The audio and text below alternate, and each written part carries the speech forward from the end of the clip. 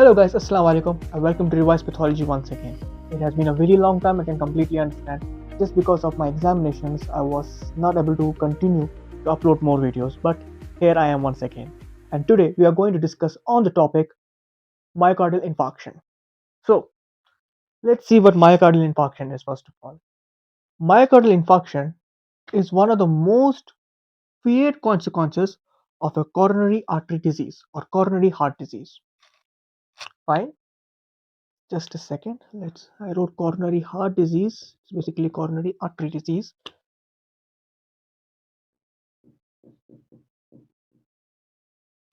So it's one of the feared consequences of a coronary artery disease.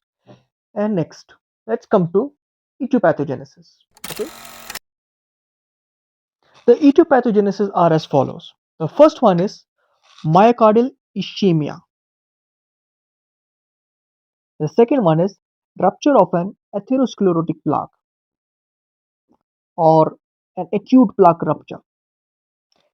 Next is hypertension, thrombosis, and embolism.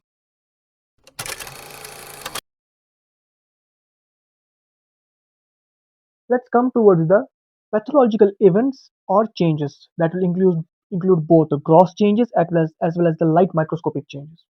So in the first week, what happens?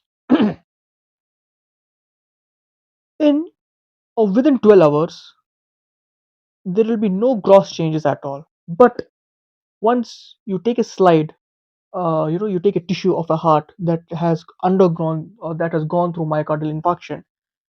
Within the first 12 hours, you will find their coagulative necrosis begins and neutrophilic infiltration begins there. This occurs within first 12 hours. Okay.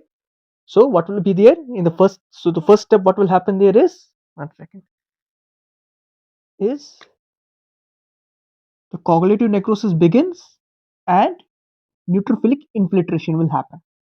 Okay. Now, second, that is within 24 hours, within 24 to 72 hours. Okay.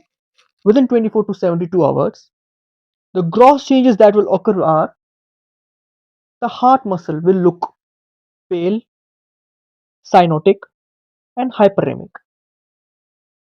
Okay.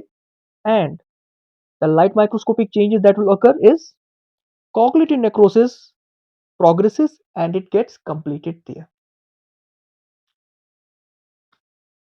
So coming once again towards the gross change, what will happen in the gross changes? It will be pale, cyanotic, and hyperemic. Whereas microscopic change, what will occur? Coagulative necrosis progresses and it completes. The necrosis, it gets complete. Okay. Now the third to seventh day, because this is the first week. So third to seventh day, what will happen? The heart muscle will be hyperemic, the cardiac muscle will be hyperemic, and the microscopic change will be neutrophils are necrosed and they gradually disappear.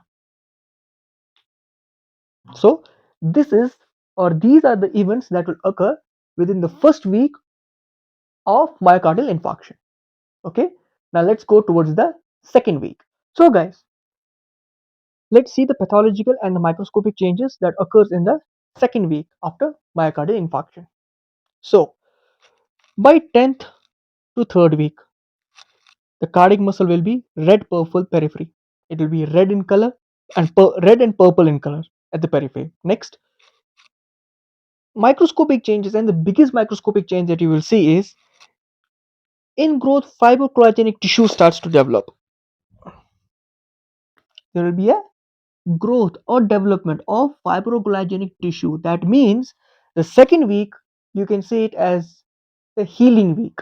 The heart muscle starts to heal, the cardiac muscle starts to heal after the myocardial infarction. Fine. Next, and by the 4th to 6th week, you will see a fibrous scar, gross, and microscopically, you will see increased fibrocollagenic tissue. So, this is the healing process. The second week is the healing process of the cardiac muscle. Fine. Now, let's go and let's see the signs and symptoms. The clinical features or the signs and symptoms are, first of all, you'll see pain in the chest cavity or in the chest. Next, you will find apprehension, oliguria, indigestion, shock, and acute pulmonary edema. These are the clinical features of MI, myocardial infarction.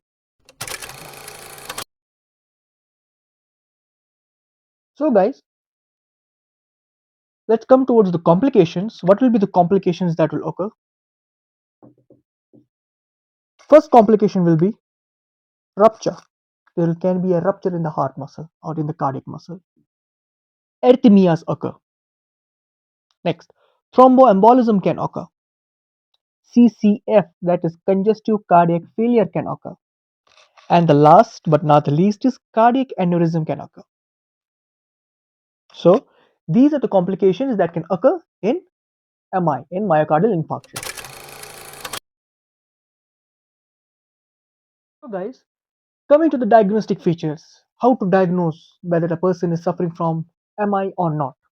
First thing that will be seen are the ECG changes, which are very important. So, what will be the ECG changes? They are as follows. First one is ST segment elevation. Second is deep Q wave. Third is the T wave inversion. These are the most important thing that to find in an ECG to diagnose myocardial infarction. Okay. Next, you have to go through some serum markers. That is creatinine phosphokinase, cardiac troponins, lactate dehydrogenase, and myoglobin.